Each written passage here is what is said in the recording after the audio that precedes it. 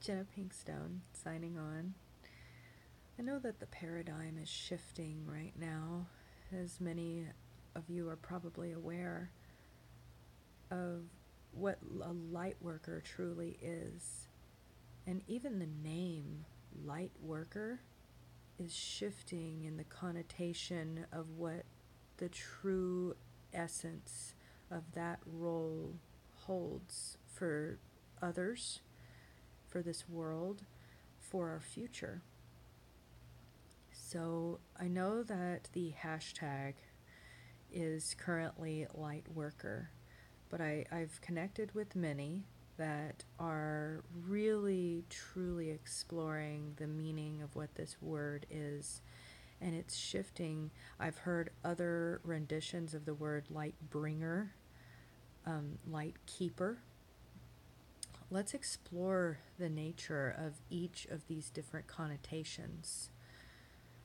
And I want to first define what I remember learning in my Eastern religions class that all over the East, the term guru is very prominent, right? And it's kind of something that has spilled over into the West in the most recent decades.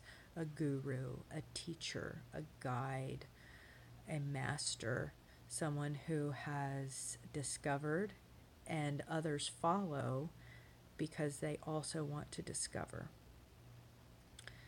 So the term guru in, I believe, ancient Sanskrit, guru, those are actually two words merged into one compound. And I remember learning that the word guru literally translates to dispeller of darkness. So if we want to explore that further, what dispels the dark? A candle, a simple light, right? So I know that other things that are shifting in this world currently is the concept of work. What many of us work to achieve is, currently under the system set in place is money to survive, right?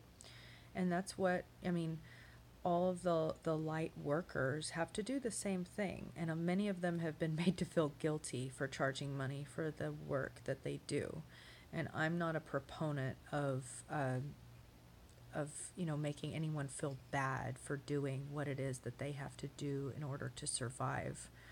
I understand where these others are coming from, that, simply because they must receive some form of currency in exchange for enlightening others, uplifting others, that should be something they simply want to do, right? And it probably is. It probably is something that they simply do and simply are in their everyday waking world.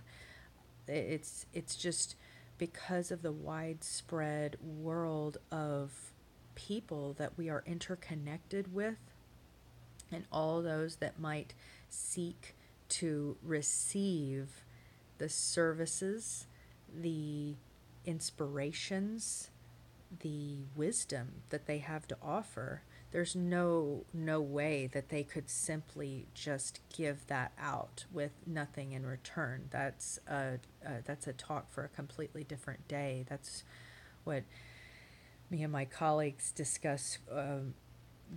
It's actually called an energy vampire. Something that happens in the exchange of energy where it's not reciprocated. And it creates a vortex, a cycle of only that occurring, and it will drain someone as if they are being drained of blood, right? If there's not some form of exchange, I think that the distaste that many have is that the only exchange that is accepted is an exchange of money. And that is something that resonates with me. I think that there's many other potentials for exchange that can occur between two people, I mean, money is certainly one of them because we do still need money to survive, right? Back to my main point though. Light workers, light work, to work with light, to do work in the service of light. I've heard another term recently from a colleague that, and I'm calling them colleagues. Um, I'm going to have to come up with a different word than that. Um, Another time. We'll call them colleagues for now. People that I'm working in unison with, even when I don't see them or talk to them for weeks, months, years, or maybe ever again. I still consider a cord of light that has been woven between us, and that brings me to my next point. Another colleague of mine has coined the term light bringer. So that kind of fits really closely into the definition of guru, am I right? To bring the light is to dispel the darkness. If you imagine a single candle in a wide, vast expanse of darkness, right? A single candle will bring some light, and it will shine ever brightly. Like in this vast expanse of darkness, you'll be able to see it from a very far way off, right? That is someone who is bringing the light to light the way for others to follow. That resonates, that works. I like it.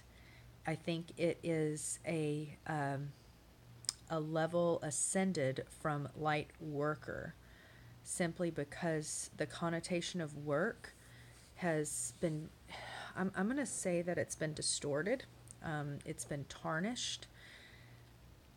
Work used to be a sacred endeavor that we would engage in because it was something that ignited our soul. It has been shifting away from that. Am I right? People go to work to do the thing that they don't want to do so that they can just survive. It's become a form of enslavement. That's a far reach away from something that ignites our soul, something that emboldens us to be that which we were always meant for. I don't believe we were meant to be enslaved. I believe that is a distortion that has taken place over many centuries, and the timelines that we're operating on are very vast, and they're hard to conceptualize for a human being simply because they take place over generations of time that we cannot fully grasp in our one lifetime. Much of this agenda, um, I'm not going to make my focus on, the conspiracy theories that are out there, because there's plenty of that if you want to tap into that frequency, that there's a lot that is made available to you at, at your fingertips on YouTube and elsewhere. I will say that there are powers that should not be, and that they are hard at work to create an expanse of darkness. And I do believe that one of those agendas has been to, shift the language of what work is. To work, it used to be to tap into one's purpose, to tap into one's gift, one's strength, one's wisdom that, many times was carried over from generation to generation. We used to be very much aware of the memory of DNA. That's why, someone would pass down to their offspring, the wisdom of, the herbs of the earth, or how to connect with others in a way that that brings fulfillment and a fruitful engagement with one's community. So that has changed. It is different now. And one need only look at the workforce of today. And it took me like 2 straight up mental breakdowns of trying my hardest to assimilate and integrate into the world of today before I realized that simply, it would not work for me. I could not do it. There was something innately instilled within me that was rejecting that, in a very intense fashion, because I was meant for something different. And many are snuffing out those same exact callings, intuitions, that they know that they're meant for something different. They feel it, but they feel that they are trapped and they must engage in this that does not compute with their inner resonancy. And that is that I mean, it goes beyond sad. It's a tragedy. And I intend to make it my life's work to instill the chords of understanding with that experience, and to show that, the shackle that they feel is around their neck is something that they themselves are capable of removing. And I'm not going to go as far as to say that they put it there. I think that there is, a lot more complexity at work, but there is a concept of reclaiming one's sovereignty that they never needed to relinquish control over. Were they tricked? Probably, yeah. I believe so. Is it something that can be remedied, something that can be changed? Absolutely. And I want to extend to the next step of ascension in terms of this language of what a dispeller of darkness truly is. And I want you to observe within your orb of knowing the single candle in the vast expanse of darkness. And I want you to bring another candle.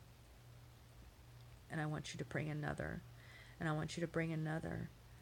And I want you to bring so many candles into this vast expanse of darkness and they're so close together that their light is actually weaving intricate cords together.